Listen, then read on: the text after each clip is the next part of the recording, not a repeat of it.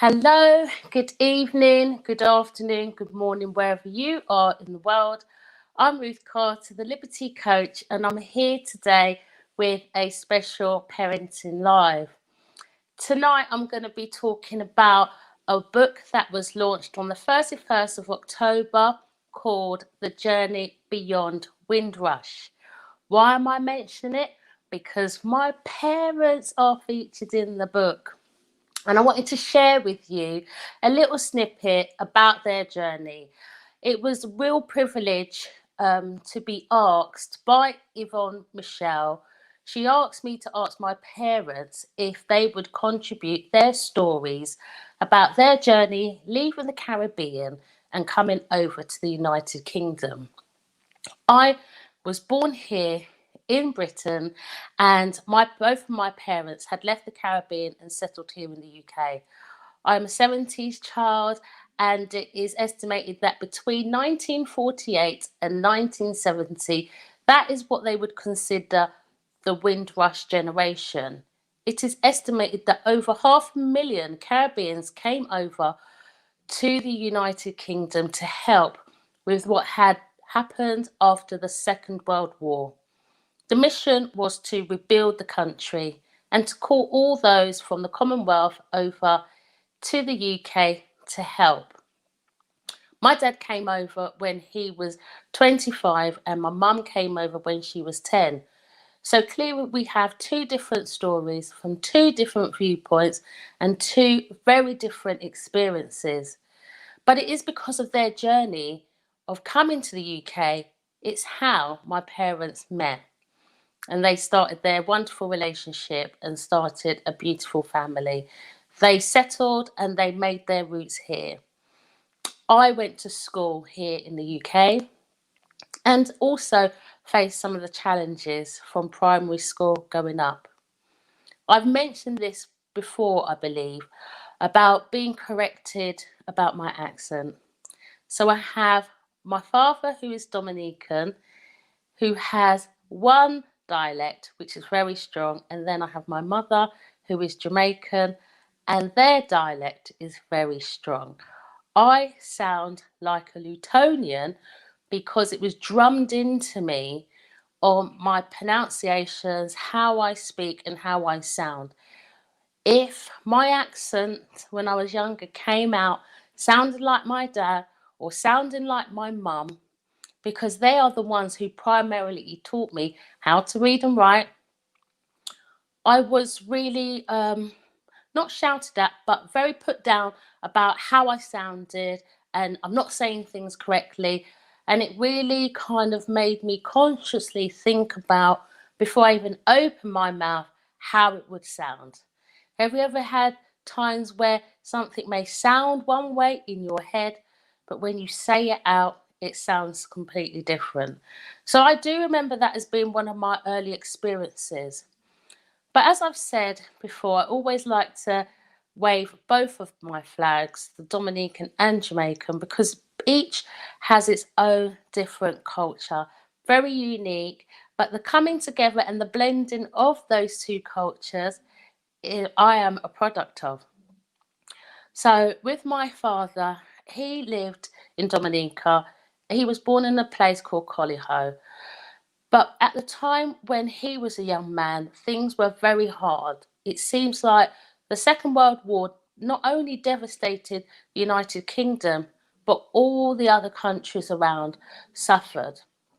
And as a result, work was very short and limited all around. And so for my dad, his experience was he did find things to do. He did find work and he started off in the carpentry field. And my dad actually has made some wonderful pieces of furniture.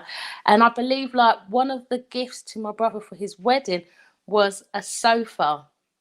And my dad is very, very skilled in operating machinery and the carpentry tools. But these are things that he learned from back home and brought it to the UK. My dad was fortunate that he had his older brother here who was able to get him work. But it was my auntie in Guadeloupe that shared with me that my paternal grandfather came to the United Kingdom in the 50s. And when he came to work like many others, but didn't really like it here, didn't feel that it was a place for him. He returned back home. But from my grandfather's perspective, according to my auntie, he felt that it was a good idea for his sons to go. And that is how one of my uncles ended up coming over in the first place. And it was only the boys that came over. They're the ones that took that journey on, whether it was the banana boats or any type of boat over here, and found work, found a place to live, and done their best to get on within society. My mum, on the other hand, she came over to the country when she was 10 years old. She was very young, but her father was the first to leave. Then her mother left with her younger brother, and one by one, her siblings came over. My mum's reflections are completely different because she was a young child, and she missed her parents while they were gone. But she also had the invitation and the invite to come over to the UK to be united with her family. But not everyone came. I have an uncle that he remained in Jamaica and really fulfilled my grandfather's wishes of building his home. And you'll find a lot of people came over from the Caribbean only to support those that they had left behind, whether it was their parents, their siblings, aunts, uncles, or anyone that they were connected to, and they felt they had a responsibility to take care of them financially. A few years back, we've heard of the Windrush scandal, which has affected a lot of people's lives that came over here, like my mum, as a child, and may not have had all their papers, but they came on their parents' passports. For whatever reason that happened, which is clearly political, sending people back home who never had the right documentation, only when they were actually invited in the first place to settle here because they were part of the Commonwealth. That is a story that upsets me. But I am grateful that my mum, especially my mum, because that could have been her story, being caught up in the scandal and being deported after being here for like over 50 years. But I'm grateful that is not her story. I'm grateful that she was able to get her naturalisation, sort out her documents, and get her British passport. My mum's went to school in Jamaica and here in the UK. And when I was sharing with my auntie about writing my mum's story, she shared with me about her geography teacher that used to threaten them and say that if they didn't behave, he would send them back on the banana boat. Even though my auntie was laughing at the time when she was saying it, I thought to myself, how rude of that teacher to hold a threat when these young people and children had already suffered a separation, and then you're threatening another one on them. As light-hearted as it may seem, sometimes it can be insensitive, some of the things that are said. For me, growing up here in the UK, I was considered a girl until I went to school. And when I went to school in this system, that's when I became a black girl. When you grow up in a household, you are just who you are as your name. It's only when you come into society when they start to label you. And many of those that came over in the 1940s or the late 1940s, in the 50s, 60s, and 70s, faced harsh reactions just to their presence. Even my father, I recall a story, him telling me a time when he went to meet my mum from work, and he was waiting at the bus stop, and the police stopped and searched him, saying that he matched a description of someone that had committed a robbery. My dad explained that he had only reached this bus stop, and he was waiting for his wife. And when they did the checks, they realised that it wasn't the right person.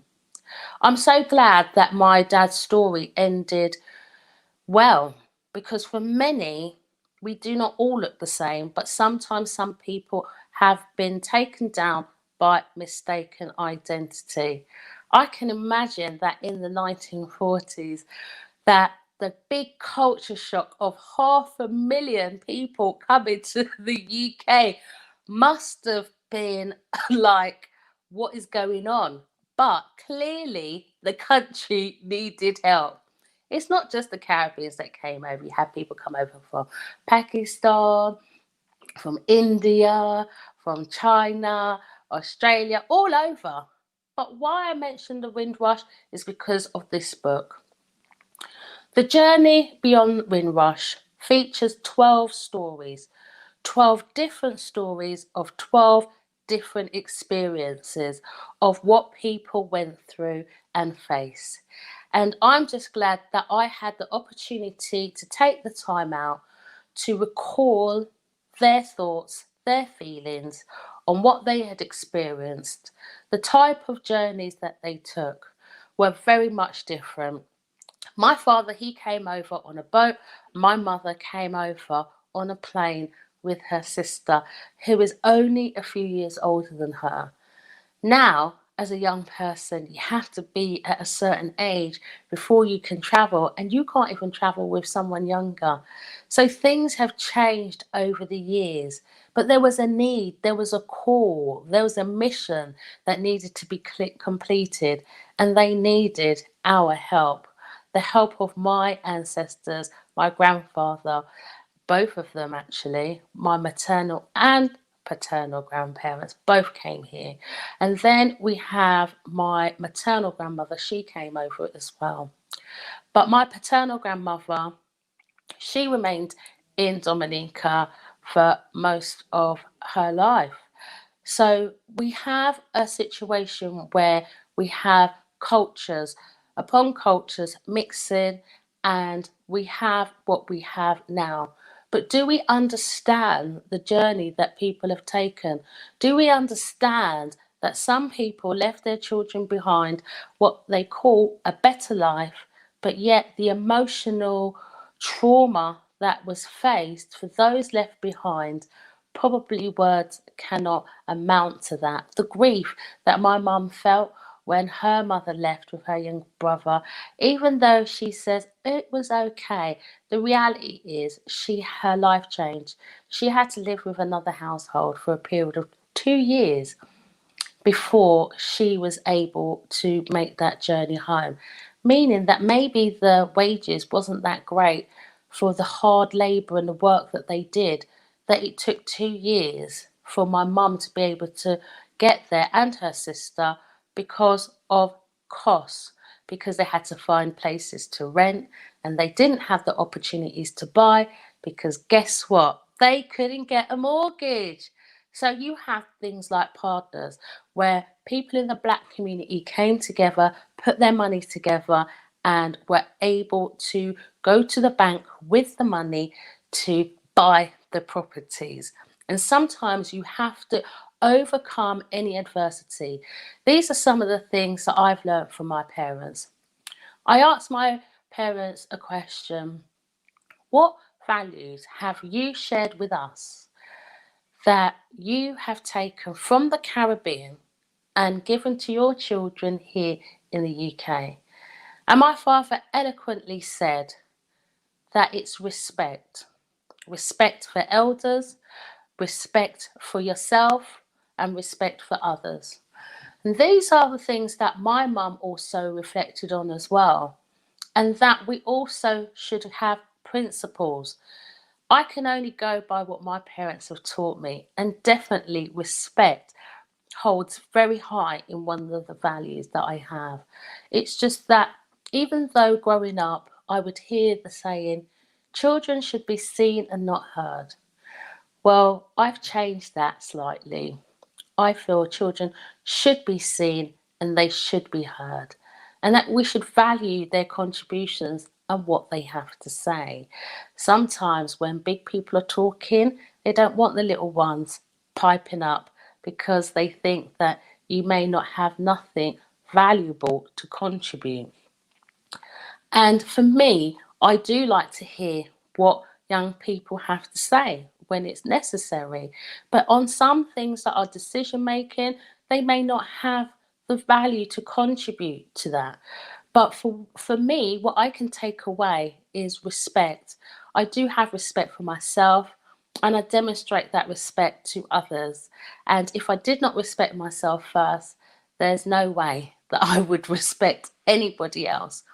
And so, therefore, it was implanted in us from a very, very young age growing up. You get to hear the experience of not just the journey coming over, but what life was like for them here in the early stages. Now, we have seen, like on posters, some black and white pictures where it would say, no blacks, no Irish, no dogs. And these are things that people would have to see on a day-to-day basis. But over time, my parents really decided to make good relationships with those around. I remember this lady by the name of Anne. She was our next door neighbour. And this lady, for example, she was a white woman, but I used to call her Nanny because my grandparents lived in the Caribbean and I hadn't met them.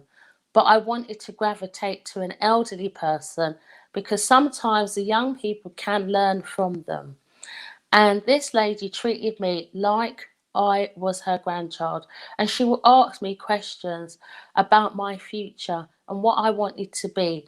And she showed me so much care. And there was a coming together of communities at a time where the oppression was really hard. And some of us grew above it and stuck together, while others became divided and fought. But there is a cause of justice, of doing what is right. And then when you have a situation where you've called all these people over and don't treat them with respect, you don't give them any good housing, you hardly treat them right, even in the workplace, it's understandable why some people would get vexed. And the thing is, when you do not understand the culture of people and then they respond to how you're treating them, you wonder why people may come across as aggressive. But it's not all doom and gloom. There's lots of victories. Some people worked hard and was able to migrate back to their original homelands, just like my parents, who have a wonderful setup where they are, and they are enjoying the benefits of the work that they done here. And I am so proud of them. I was very, very upset when they left, but I knew this is what they had worked hard for, because all my dad would say is about returning home, going home, going home to Dominica. That's where his home was. He left his island at 25 and he worked here for many, many years before he could retire and return back. And so for me, with all the stories that I can think of and recollect of what my dad spoke of about going home, it is no wonder I don't feel at home here. It's no wonder that my recollections of my childhood always will go back. It's like my heart, my soul will always go back to the Caribbean. It's like, even though my mum is Jamaican, it's like that doesn't feel like home. But when I go to Dominica, now that feels like home. And I really do think it's because of the stories that my parents would talk about. They talk about the land, they talk about the greenery, they talk about the fruits, eating the watermelons and the coconuts and the mangoes and the guineas from the guinea tree. Like, I could go on and on, but the way they talk about it and the enthusiasm that they speak of in the beauty of it. And when they refer to being here, or one of their first experiences coming here, it's about the cold. And it does make them laugh because that for them was a culture shock. Literally coming from paradise and straight into the cold. Even today is the first day that I've put on my winter coat because it's that cold. But I'm a summer baby, so I naturally gravitate to the heat. So on this launch, they had some wonderful, amazing speakers, poetry, and songwriters, which I've shared in the blog that you will be able to watch if you read the full post. But I just wanted to share with you just a snippet about my mum and dad who left their country and came, settled here in the UK, had their wonderful family, gave us an opportunity, and we, I must say, are doing very well from the choices that they made. Thank you for the invitation that you gave to my grandfather and my father, and that my mother was able to benefit from her father coming over. I am really truly grateful. And I'm also grateful because if it wasn't for that invitation, then I don't know. In fact, my parents would have never met. So it was meant to be. The Windrush generation was meant to be. But you can't call 500,000 people over and then in the next breath, years later, after the work's been done, you want to chuck them out and get rid of them in a backhanded way. So these stories really highlight the different experiences that people have gone through, and they're real. We may see a lot of things on the TV, in documentaries, on the news, but these are real people's lives with real experiences. And I think for those who have tragically, unlawfully, and unrightly been deported and are out there in their homelands, which is a foreign place to them because they left so long ago when they were probably young babes. My prayer for you is that everything works out for you. I pray that you get your breakthrough and that you're able to establish yourself and that you have no lack. Even if the government have failed you, I pray that the windows of opportunity are open to you, that you may thrive. Because as a result of some poor decisions by government has cost people their lives. And sometimes some bad decisions that have those negative consequences should be sorted out justly. So I will show you what the book looks like because it is something that you can purchase because it's now out. So, evening. Oh, Evadne. Evening. And Evadne was also one of the authors of the book, and one of her chapters talks about her experience. So, it's good to see you, my lovely, on her journey, her experience of coming through. But I wanted to show you what the book cover is, and I wanted to give some props to Yvonne Michelle. She was on at the end of September doing some empowerment coaching with us, but also giving us some real good tools. Well, she is the person who edited and published this book as part of a joint working with Beulah Church and some other organisations. It is so good that she took the time out to do that. And I want to thank you, Yvonne, for asking me to ask my parents. I want to thank you for editing their stories and making it sound just as it's supposed to. I want to thank you for the time that you took out.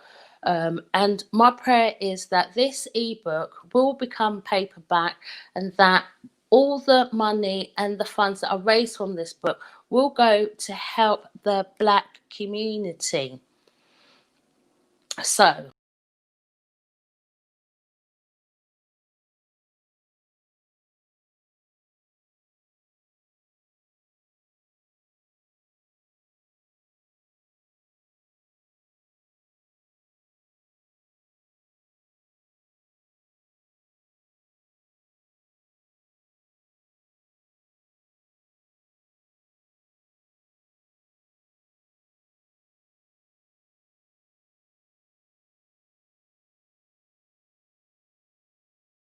Find yourself on the website. All the details are located in the blog.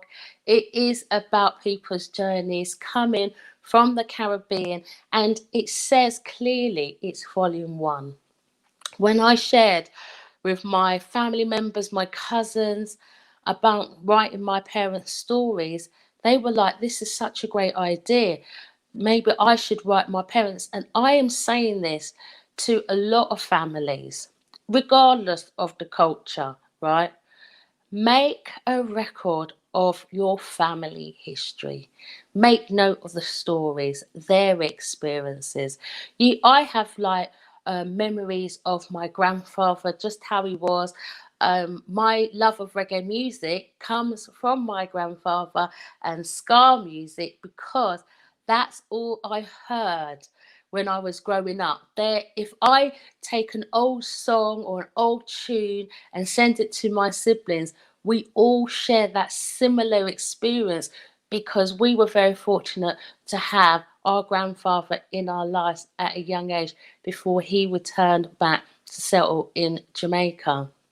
So, with that, I just wanted to just give a quick snippet about the book. I've got all the information, all the links in the blog. Find yourself there. And like I said, if you want to learn about the experience that people went through, if you see other Black people and you want to know why are they like that, read the book. If you want to get more understanding, if you want to share about your own culture or different things, you'll realize there are some similarities in there. But most importantly, take the time to remember, recall the stories of your grandparents, your great grandparents, if you were very fortunate to have any interactions, or your auntie, or the elderly in your community. Write it down. Like I said, it was volume 1, and there will be, I'm positive, a volume 2. Get your stories ready.